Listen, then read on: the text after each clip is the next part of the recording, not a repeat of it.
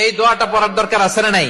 সকালবেলা যদি পড়েন 3 বার, সারাদিন তারা আপনার জন্য মাগফিরাতের দোয়া করবে। আর ওই দিন ইন্তেকাল করলে আল্লাহ তাআলা শহীদ হিসেবে আপনাকে কিয়ামতের দিন দাঁড় করাবে। আবার সন্ধ্যাবেলায় যদি পড়েন, সারা রাতের জন্য 70,000 ফেরেশতা মাগফিরাতের দোয়া করবে। ওই রাতে মারা গেলে শাহাদাতের মৃত্যু নসিব হয়ে যাবে।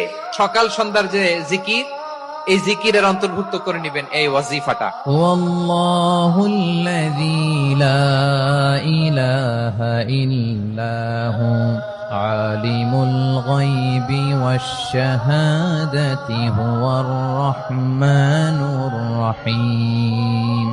والله الذي لا إله إلا هو الملك القدوس السلام المؤمن المهيمن العزيز الجبار المتكبر سبحان الله عما يشركون هو الله الخالق البارئ المصور له الأسماء